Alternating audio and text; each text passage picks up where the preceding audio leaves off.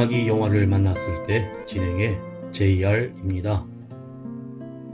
최근 자주 뉴스나 SNS에 소개되는 심리 용어로 가스라이팅이 있는데, 타인의 심리나 상황을 교묘하게 조종해 현실감과 판단력을 잃게 만들고 스스로를 의심하게 만듦으로써 통제하는 행위를 말합니다.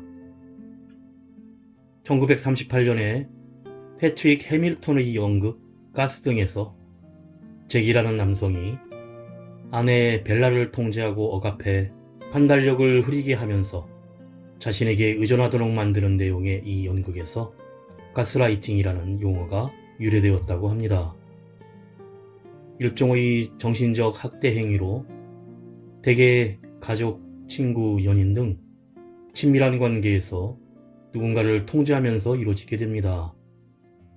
처음엔 다정하고 친절한 접근으로 피해자가 자신을 정신적으로 의지하도록 만들고, 그 후 피해자의 기억을 반박하거나 실수를 과장하고 피해자의 요구나 감정을 하찮게 여기는 행동을 점진적이고 지속적으로 반복합니다. 이렇게 세뇌된 피해자들은 가해자의 말대로 자신에게 문제가 있다고 받아들이게 되고 자존감과 판단 능력을 상실하게 됩니다. 정신적으로 약해진 피해자는 가해자에게 더욱 의존하게 되고 결국 가해자의 지시를 무조건적으로 따르게 됩니다. 이런 가스라이팅이 의심된다면 가해 상대와의 거리를 두는 것이 중요한데, 범죄로도 이어질 수 있는 위험한 가스라이팅의 빠른 대처로 자존감을 회복하고 내 삶에 대한 뚜렷한 주인의식을 가질 수 있도록 노력하며 상황을 객관적으로 봐줄 수 있는 전문가나 제3자에게 피해 사실을 알리고 도움을 받는 것이 좋습니다. 또 판단력을 상실하고 사회적으로 고립되어 우울증이나 불안증, 무기력증, 외상 후 스트레스 장애 등으로 일상생활에 어려움을 겪는 경우가 많은데, 반드시 전문적인 치료를 받을 것을 권장드립니다.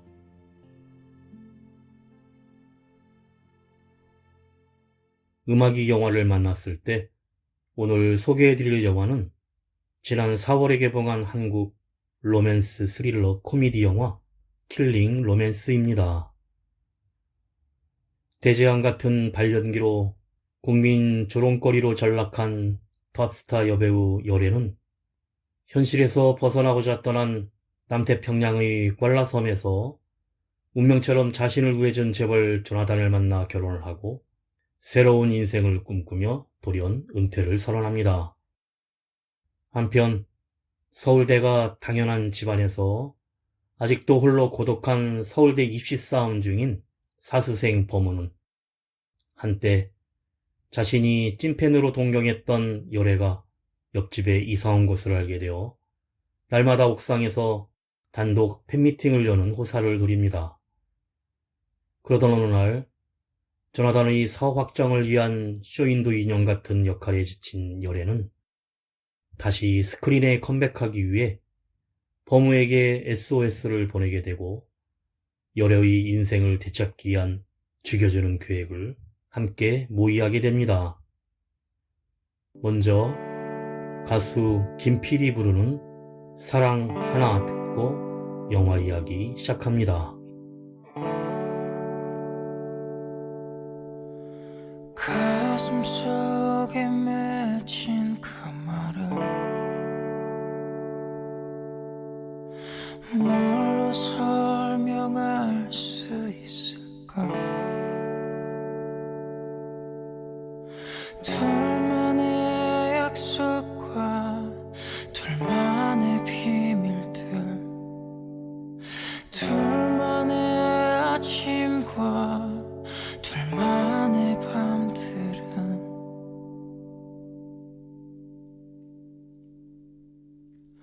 사랑이란 많은 모양은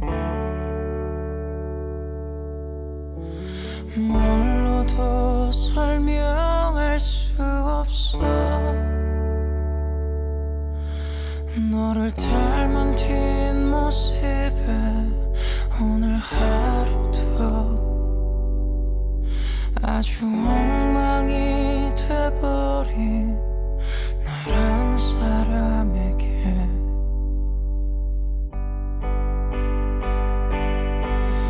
매일 괜찮다는 변명을 하고 내게서도 망친 나를 위로해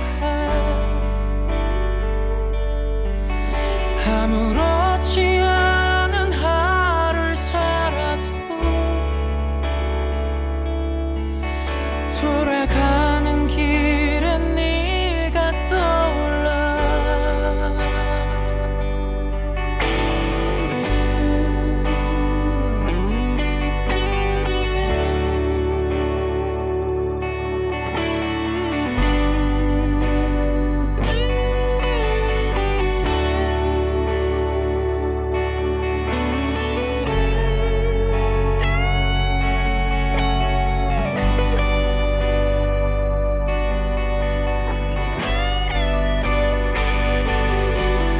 모진 말로 너를 밀어냈어도 여전히 매일 난 네가 걱정돼 좋은 사랑을 만나길 바래도 행여 그럴까봐 사실 두려워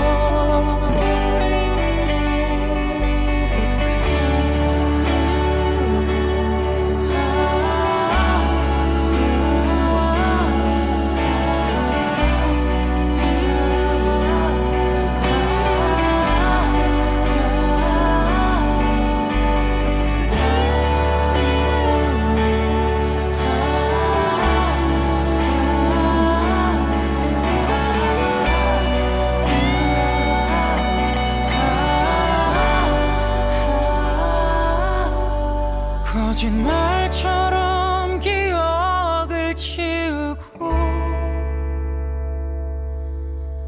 널 내 품에 다시 안길 원해 난 말도 안 되는 꿈인 걸 알아도 매일 밤 그 꿈을 꾸길 기도해 아직도 잘 몰라 사랑을 난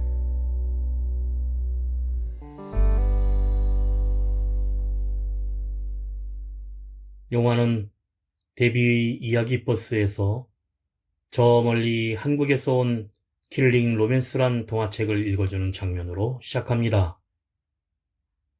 옛날 어느 마을에 아리따운 여인이 살고 있었고 이름은 황여래로 1.2리터를 4.32초에 마신 랄라텐 음료 광고로 유명해져서 그 모든 광고를 접수해 여래이즘으로 불리었으며 11년 동안 쉬지 못하고 활동하면서 지친 나머지 이유 없는 눈물을 흘렸는데 세상에서 가장 비싼 영화인 낯선 자들의 지구를 지키는 여전사로 출연하면서 다시 웃음을 찾았지만 엄청난 발가락 연기와 포즈로 영화는 폭망했으나 대중들을 웃게 해주었고 수많은 악플에 시달리며 차기작도 거부하고 남태평양의 지상 최대의 파라다이스 관라섬으로 떠나는데 그만 불량배들에게 짐을 빼앗기는 불상사를 당하는 순간 운명처럼 그녀 앞에 조나단 나라는 남자가 나타나 태권도로 불량배들을 단숨에 물리치고 구해주면서 첫눈에 반하는데 그는 부동산 재벌로 마치 신데렐라의 구두를 찾아준 왕자처럼 다가와 수십 미터가 넘는 길이 리무진에 태우고 노래를 부르며 프로포즈를 하여 결국 결혼을 하게 되었다는 데비라는 여자의 나레이션으로 오프닝을 장식합니다. 그리고 7년 후 부부는 궐라섬에서 한국으로 돌아와 벽면에 조나단의 대형 반나체 그림이 걸려있는 대저택에서 지내게 되는데, 가짜 코스염을 붙이고 사진을 찍어 SNS에 올리며 한 달 정도 머물 예정이라며 조나단이 밖으로 나갑니다. 한편 한 청년이 있었는데 김보물한 사수생으로 가족들은 모두 서울대 패밀리로, 범호는 서울대에 가야 한다는 가족들의 압박에 사수까지 하고 있었고 많은 스트레스에 고양이와도 얘기를 나누는 지경에 이릅니다. 그런데 범우의 집은 바로 조나단의 옆집이었고, 우연히 옥상 베란다에 올라간 범우가 젤라텐을 마시다가 건너편 베란다에서 이를 본 여래와 만나게 됩니다. 가수 김나영이 부릅니다. 조금 더 외로워지겠지.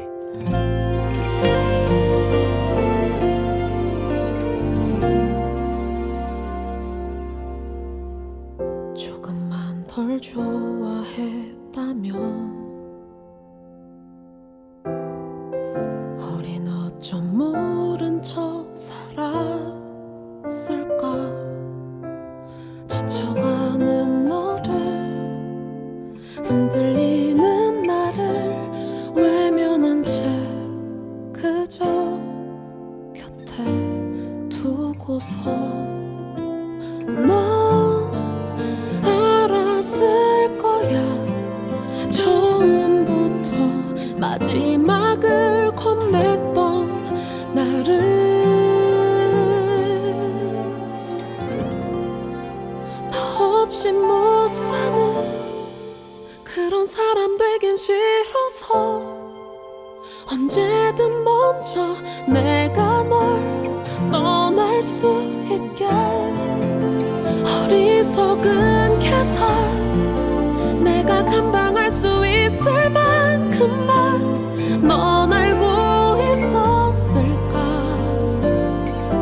그건 아무런 상관이 없다는 걸.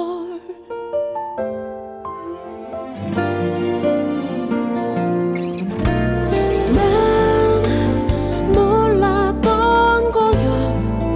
너에게도 쉽지만은 않았을 길을 혼자서 못 걷는 그런 사람 되긴 싫어서 항상 생각해. 이별 후 남겨진 모습 다시 걸으면 돼. 너를 몰랐던 예전처럼 혼자 널 만나기 전보다 아마 조금 더 외로워지겠지만 숨차게 달려온 내 삶에 지친 등을 받아준 의자처럼 고마웠던 사람.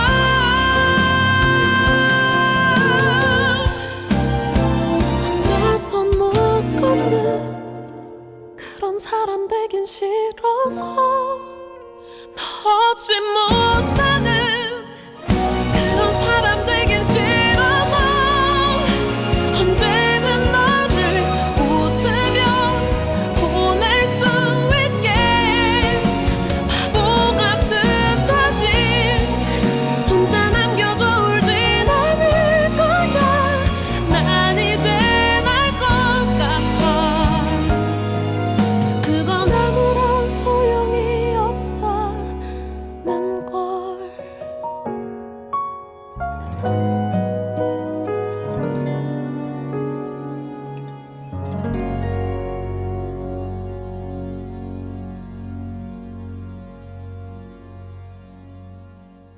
조나단의 대저택에서는 성대한 파티가 열리고 있었는데, 밴드와 가수들과 수많은 정재계 손님들이 춤추고 노래하며 즐기는 중에 여래가 파이 한 조각을 집어들자 이때 조나단이 나타나 칼로리 운운하며 45kg의 몸무게를 유지하기 위해 못 먹게 하고 대신 에르메스 타조백을 사주겠다고 속삭이자 차라리 타조를 사달라며 잡아먹겠다고 되받아칩니다.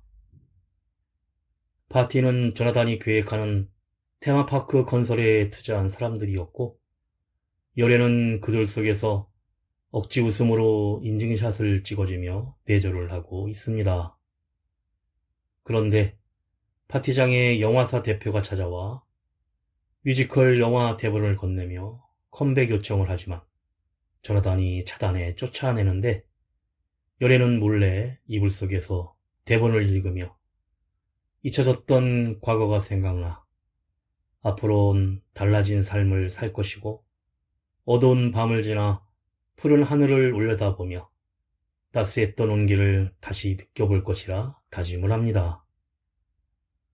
한편 옆집의 버무는 팬클럽까지 가입해 활동하며 좋아했던 열애가 옆집에 살고 있다는 사실에 쌍안경으로 확인까지 하는데 옥상 베란다에서 열애를 만나 자신이 중학교 때 팬클럽 3기이고 진짜 찐팬임을 어필해 열애도 알게 됩니다. 그리고 팬클럽 3기 총무였던 친구 영찬이 운전하는 차를 함께 타고 남편 몰래 대본을 전해줬던 영화사를 찾아가 영화를 찍기로 계약을 하고 집에 돌아와 조나단에게 별이 되다란 작품을 하기로 감독과 만났다고 하자 직접 감독과 통화를 시켜주며 출연 계약 취소를 알립니다.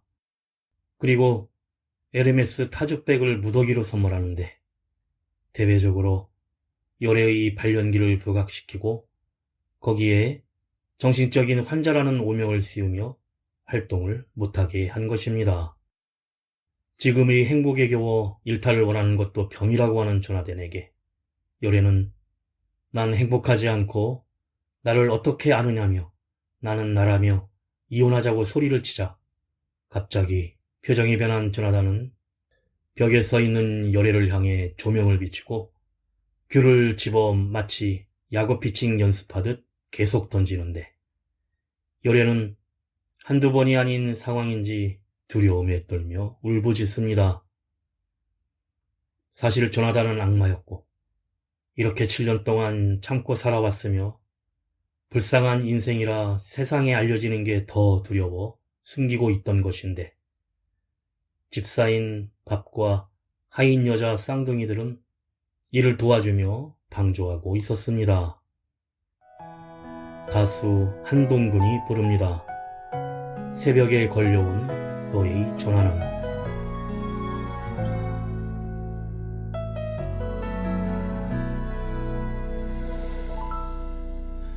사랑한다 말하고 보고 싶다 말하고 많은 걸 약속하고 미래를 꿈꾸던 날들 내가 줬던 사랑이 당연해진 걸까 언제부터 너의 맘이 변했을까 갑자기 온 전화는 날 불안하게 만들어 혹시 무슨 일이 있는 건지 걱정을 하다 다시 만나자고 하지는 않을까 괜한 기대를 해 잠들 수 없어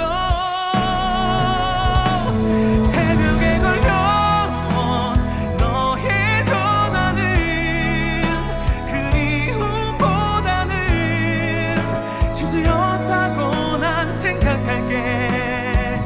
냉정하게 뿌리치고 매달렸던 날 밀어냈는데 드는 너의 이름에 눈물만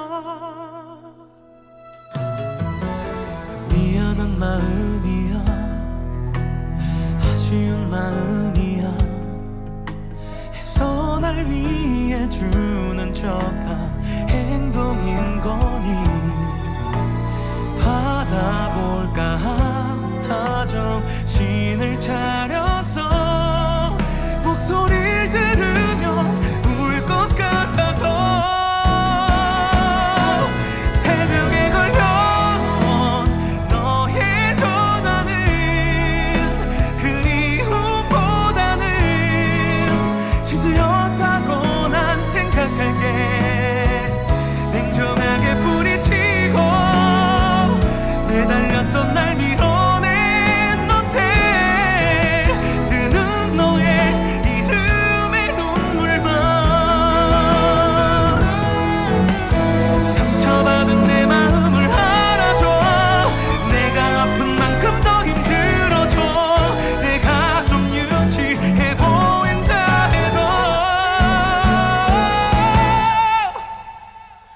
새벽에 걸려온 너의 전화는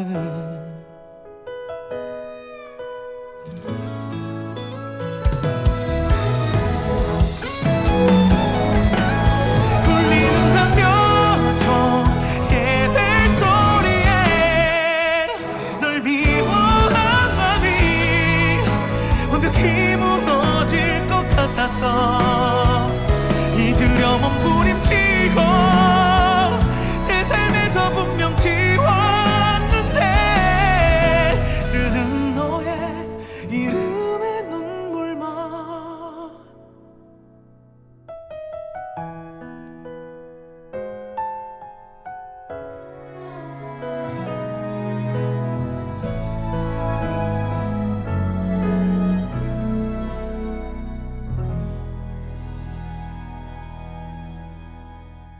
그런데 열애가 조나단에게 학대당하는 장면을 옆집에서 버무가 쌍안경으로 지켜보고 있었고, 열애를 옥상 베란다에서 만난 버무가 그런 사람과는 당장 이혼하라고 하자 조나단은 자신을 배신하면 누구든지 이 세상에서 사라지게 할 사람이라며 이미 그동안 법 위에 군림하며 사업을 할 때 살인까지 자행했던 모습을 봐왔다고 합니다.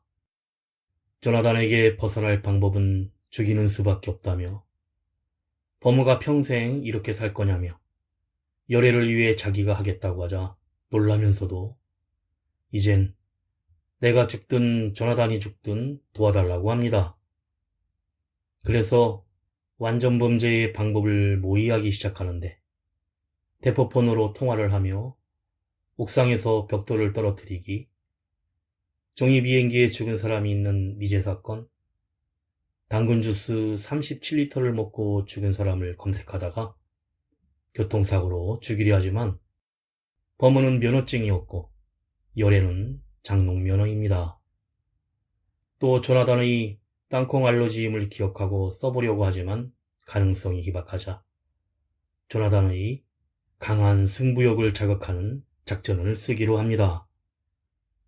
바로 극렬 지옥 불가마 작전으로 열애가 SNS를 좋아하는 조나단을 부추겨 유인해 불가마에 도착해서 백도시의 3분을 견디지 못한다는 대초열 지옥방에 들어가 일명 푹식 쾅쿵 작전을 시작합니다. 열애와 조나단 그리고 집사가 불가마에 들어가자 범인은 아궁이에 계속해서 불탄을 집어넣는데 20분짜리 모래시계를 놓고 이것이 최고 기록이라고 합니다. 집사 밥이 못 견디고 나오고 열애가 나오자 버무가 들어가 벽에 붙어있는 사진 속 친구 영찬이 20분을 기록한 사람이라며 조나단과 대결을 시작하는데 불가마 벽에 불이 붙고 모래시계까지 터져버리자 버무와 조나단이 같이 쓰러집니다. 이때 열애가 버무를 꺼내 창문을 끼얹어 구하자 정신을 차린 버무는 놀라 오히려 불가마 문을 열고 들어가 조나단을 구해 작전은 실패하고 맙니다. 승부욕에 목숨을 잃을 뻔한 조나단은 버무의 승부욕도 젊었을 때 자기를 보는 것 같다며 차에 태워 같이 돌아가 바로 옆집에 산다는 것을 알게 되고 전화번호도 교환하고 식사 초대도 합니다. 가수 최유리가 부릅니다. 숲.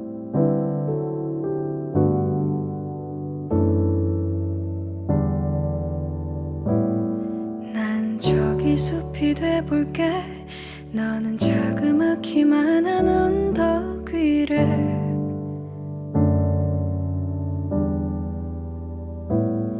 오르며 날 바라볼래. 나의 작은 마음 한 구석이어도 돼.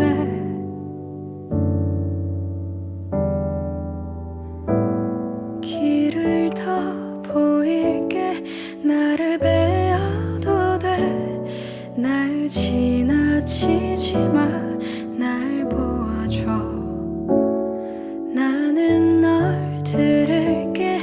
이제 말해도 돼 날 보며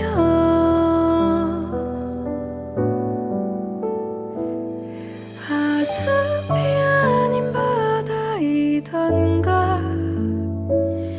옆엔 높은 나무가 있길래 하나라도 분명히 하고파 난 이제 물에 가라앉으려나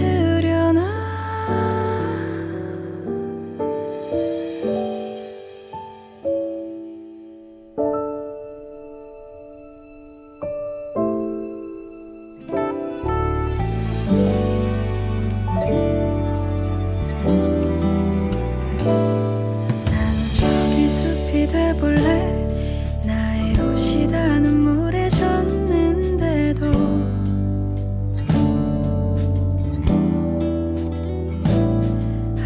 바다라고 했던가 그럼 내 눈물 모두 버릴 수 있나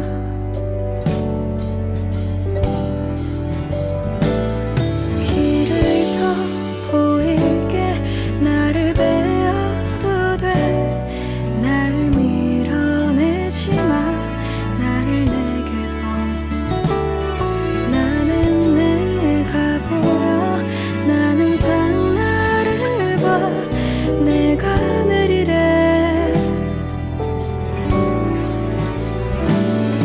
하숲이 아닌 바다이던가 옆엔 높은 나무가 있길래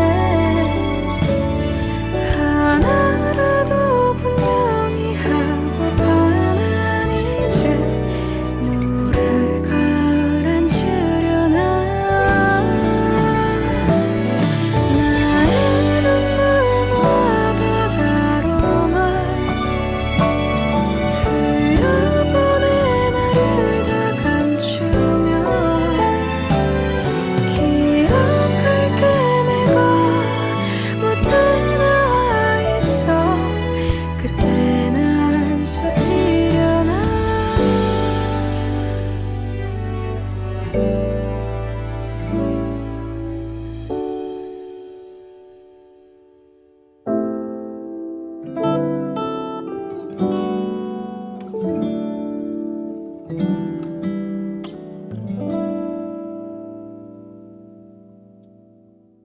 요래는 조나단을 구해준 보무에게 화를 내며 이제 어떻게 할 거냐고 하자 수능이 끝나고 다시 시도하자는 말에 요래는 그땐 꽐라섬에 있을 거라고 합니다.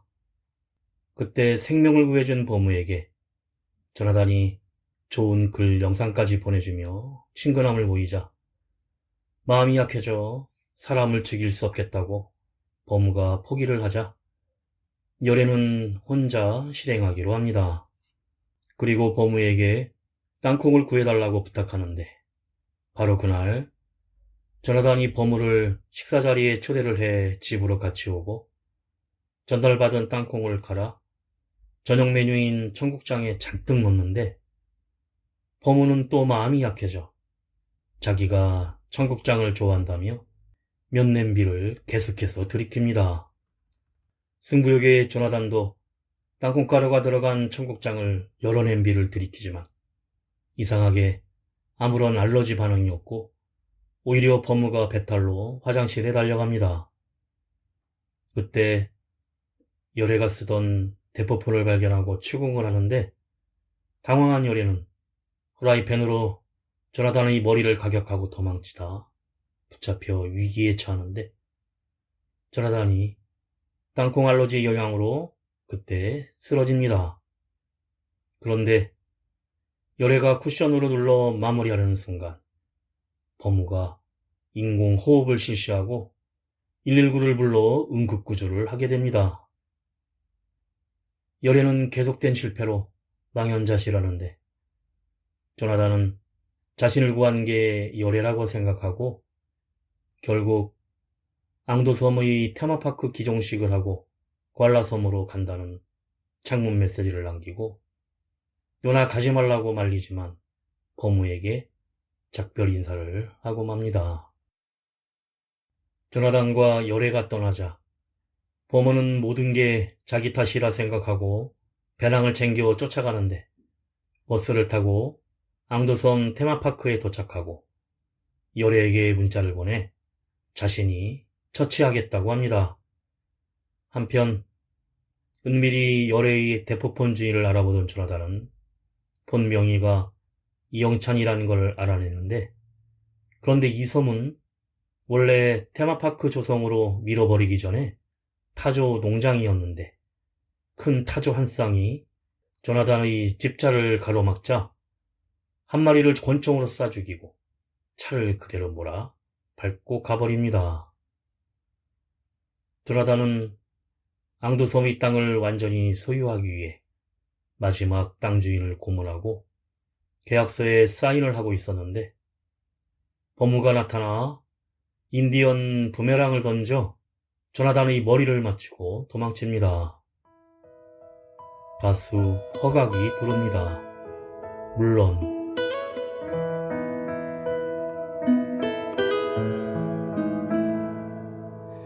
가진 게 그리 많지 않아 어쩌면 많이 부족할지 몰라 가끔 나와 다투기도 하겠지만 주위를 둘러보면 내게 나보다 좋은 사람 많겠지만 널 사랑하는 마음 나 그것만큼은 자신 있는 걸 내리는 비를 막아줄 수는 없지만 비가 오면 항상 함께 맞아줄게 힘든 일이 있어도 기쁜 일이 있어도 함께 할게 물론 모든 걸 다 줄 수는 없지만 작은 행복에 미소 짓게 해줄게 무슨 일이 있어도 너의 편이 돼줄게 언제까지나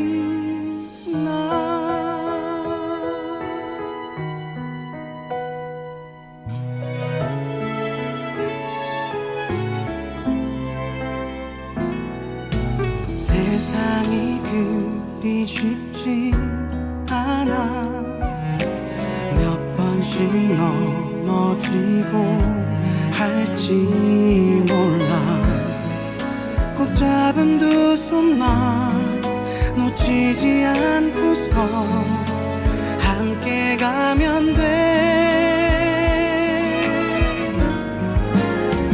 내리는 비를 막아줄 수는 없지만 비가 오면 항상 함께 맞아줄게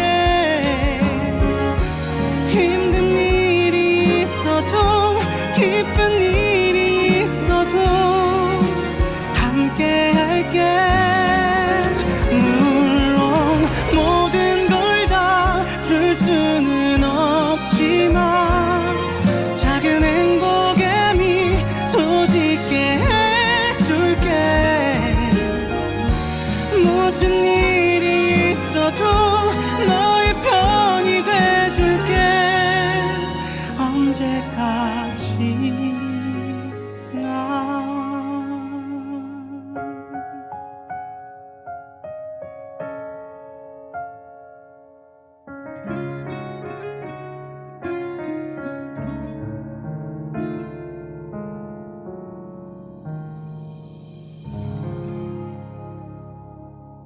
조나단과 집사 앞 밥이 차를 몰고 쫓아오자 요래가 차를 끌고 나타나 구해주며 우린 둘 다 절대 조나단과 싸워 이길 수 없다며 큰 길에 내려줄 테니 돌아가라고 합니다.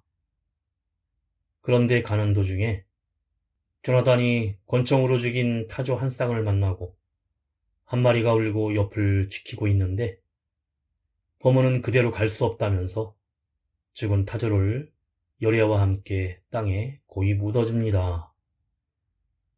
무덤 옆에서 울고 있는 타조 소리를 알아들을 수 있던 범우는 조나단이 타조 농장을 밀어버렸고 짝도 죽였다는 사실에 놀라는데 그때 불빛이 비춰지며 조나단이 범우를 보고 반갑게 인사를 하는 순간 수십 명의 조나단 부하들이 랜턴을 켜자 열애와 범우, 타조는 도망치기 시작합니다. 사냥감과 이를 쫓는 사냥꾼처럼 숲속 한밤의 추격이 계속되는데 결국 바닷가 절벽에 다다라 더 이상 갈 데가 없자 타조는 신기하게도 바다 위로 날아가 버리고 열애와 범우가 조나단 일행에게 포위됩니다.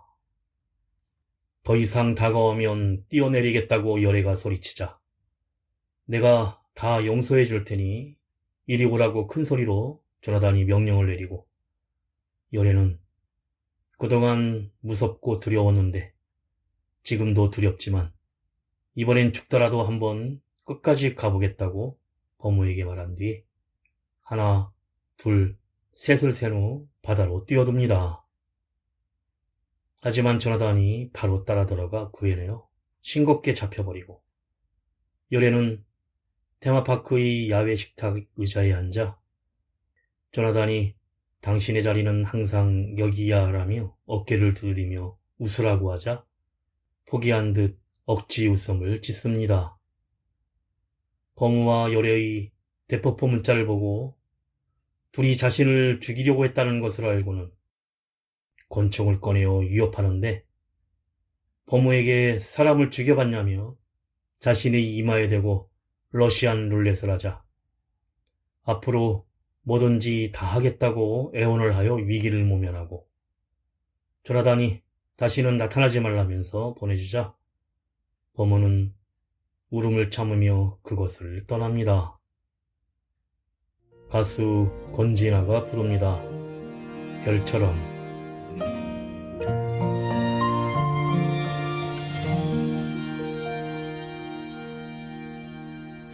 아무 말하지 말아요.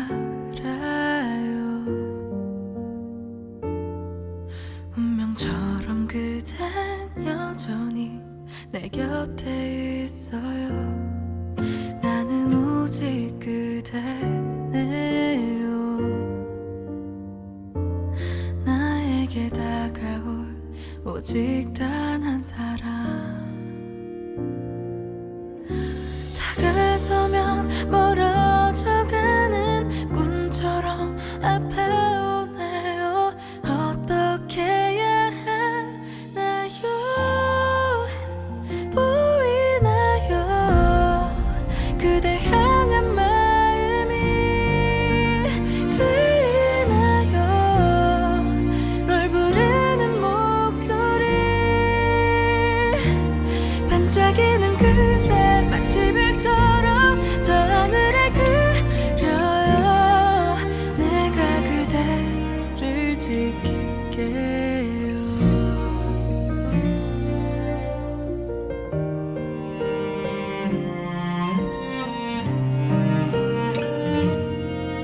문득 두려워질 때면 버릇처럼 그댈 여전히 자꾸만 찾네요. 나는 오직 그대네요. 조금만 가까이 내 곁에 있어요. 다가서면 멀어져가는 꿈처럼 아파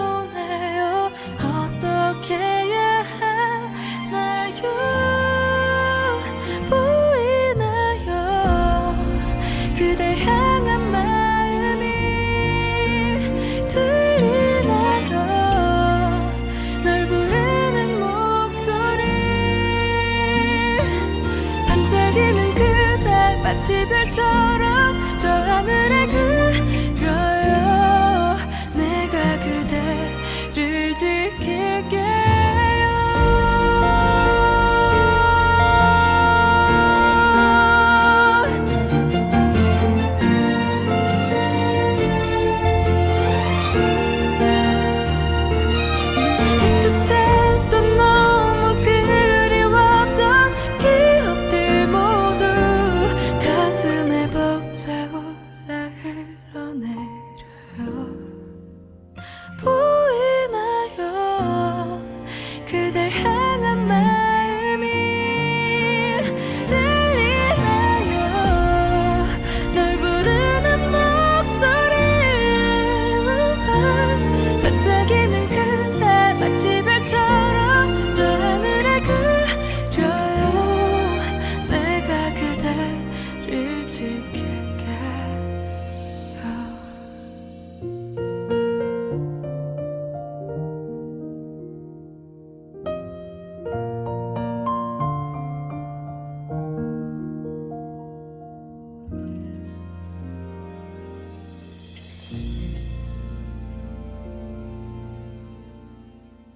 집으로 돌아온 범우는 원래의 생활을 시작하지만 모든 것이 손에 잡히지 않고 열의 생각에 어린아이처럼 울음을 터뜨리는데 어느 날 길거리에서 나눠주는 헬스클럽 전단지에 때를 놓치고 후회하지 말라는 큼직한 글씨가 눈에 박히고 순간 길거리 전광판에 워너 홈쇼핑 광고에 열애의 모습이 비춰집니다. 그리고 뉴스 속보로 한강대로에 타조가 출연해서 일대 교통 혼잡이란 보도가 나오는데 앙도섬에서 날아갔던 타조입니다. 이를 바라보던 범우와 타조가 대화를 나누는데 타조는 조나단과 결판을 내겠다고 하면서 만일 아프리카로 가더라도 평생 후회할 것이라고 합니다. 학원에서 강의를 듣던 범우는 생각에 잠기다가 갑자기 벌떡 일어나 지금 하지 않으면 평생 비겁함을 용서하지 못할 것이라면서 찬영과 친구 몇 명과 같이 가방을 챙겨 밖으로 달려나갑니다. 그 시각 워너 홈쇼핑에서는 앙도섬 조나단 월드 VIP 회원권을 판매하는 방송이 시작되는데 조나단이 초대형 럭셔리카를 무료로 제공한다는 소개와 함께 자동차가 등장하자 그 안에는 범우와 일행들이 타고 있었고 놀라는 열애에게 범우는 손 하트를 그리며 우린 여기까지 아니며 누구도 누나의 삶을 강요할 수 없다고 하자 열애는 기쁨의 환한 미소를 짓습니다. 화가 난 조나단은 방송을 끊고 빨리 공항으로 데려가라고 소리를 지르고 촬영장은 범우와 조나단의 격투로 아수라장이 되는데 강력한 조나단의 범우는 속수무책으로 당하고 이때 차 안에 탔던 범우의 일행 중 기인같이 생기고 키 큰 전설의 오수생 친구가 내리더니 조나단의 부하들을 하나씩 날려버립니다. 하지만 친구들은 금방 부하들에게 제압당해 무릎을 꿇고 있는데 이때 다시 돌아온 열애가 나타나 귤을 던지며 막아서고 찬영이 동원한 팬클럽 열애발의 팬덤들 수십 명이 합세해서 맞짱 대결이 시작됩니다. 대결은 춤과 노래의 대결로 바뀌는데 열애와 범우 일행들이 배드걸이란 춤과 노래로 압도를 하자 조나단이 소리를 지르고 열애 앞까지 다가가 위협을 하는 순간 앙도섬의 타조가 나타나 긴 다리로 다가가서는 조나단을 발로 낚아채워서 하늘 높이 날아가 버리는 기적적인 일이 벌어집니다. 모든 동화의 끝이 그렇듯이 해피엔딩으로 2년 후 열애는 많은 기대 속에 뮤지컬 영화로 복귀했고 극장에서 상영을 하는데 역시 범우 친구들 외에 모든 관객들은 지루해하지만 그 중에서도 범우만은 넋이 나간 듯 입을 벌리고 웃으며 발연기로 노래하는 열애의 아름다운 모습에 황홀해하면서 영화가 끝이 납니다.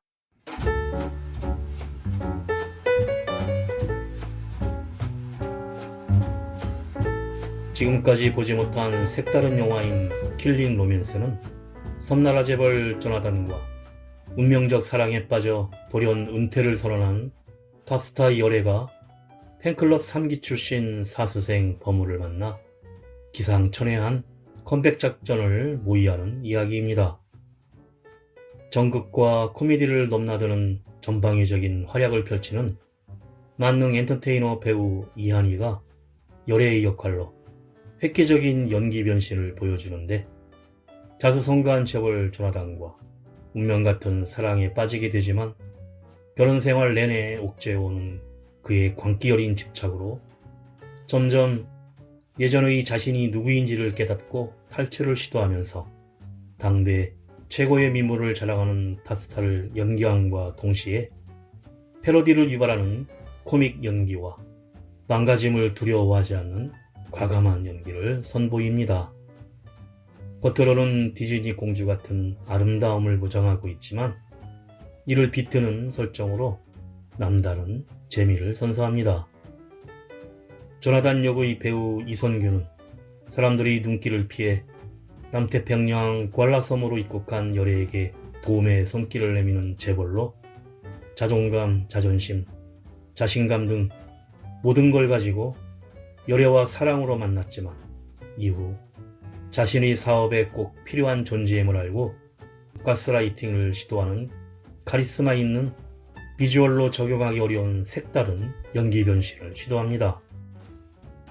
이들과 함께 열애의 팬클럽 회원이자 S대만 고집하는 가풍에 못 이겨 고독한 입시전쟁을 치르고 있는 사수생 범우 역할의 배우 공명은 실제로는 훤칠한 외모에도 답답하고 순수하고 귀여운 연기 변신의 대결을 보여주고 있습니다.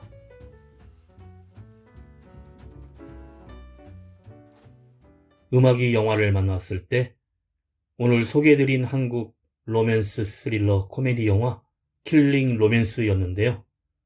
이원석 감독은 세상에 아직 없던 것을 만들어보자는 마음으로 시작했다면서 신선하고 뭔가 색다른 작품을 만들기에 그 누구보다 진심이었다고 합니다. 하나의 장르로는 표현할 수 없는 복합적인 매력을 보여주면서 코미디, 서스펜스, 로맨스, 뮤지컬 등이 예상하지 못한 순간에 튀어나와 특별한 볼거리를 선사하는 멀티 장르의 영화는 황당하고 어이없는 스토리 전개로 지금껏 극장에서 경험하지 못한 B급 영화의 새로운 재미를 관객들에게 선사하고 있습니다. 마지막으로 가수 신승훈이 부르고 래퍼 BY가 피처링한 자장가 럴러바이 들으며 인사드립니다.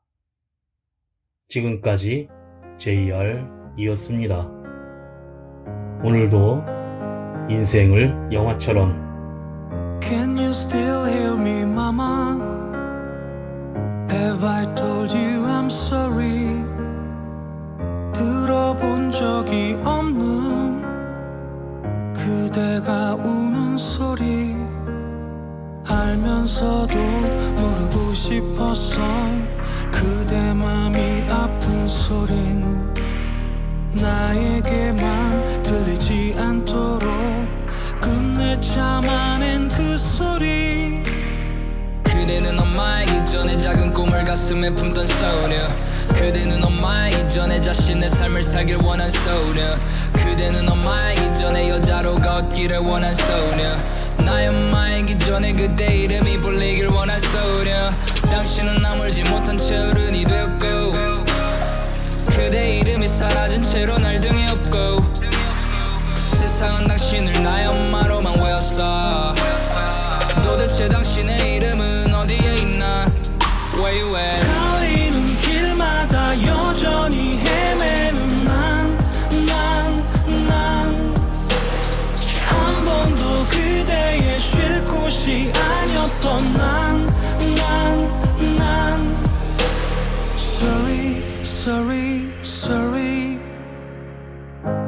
Sorry my mama.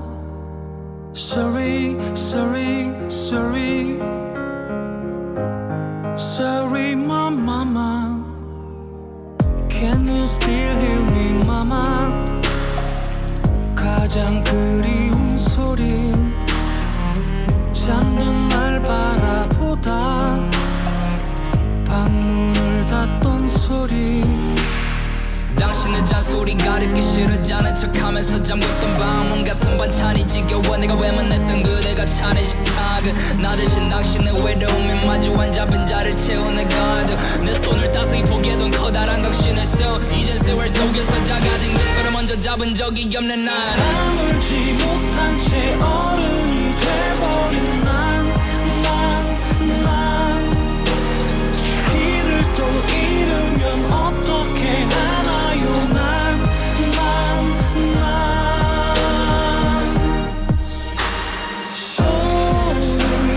그대 뒷모습을 볼 때면 내가 도대체 왜 난 그대가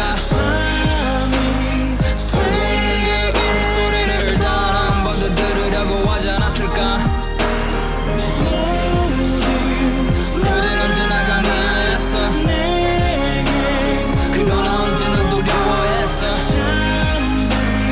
나는 한 번도 되지 못했어 미안해 엄마 그대 맘이 편하게 쉴 곳이 되지 못해서 가리는 길마다 여전히 헤매는 한 번도 그대의 쉴 곳이 아니었던 난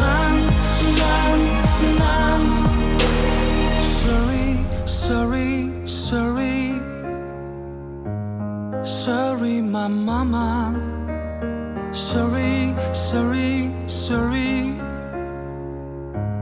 Sorry my mama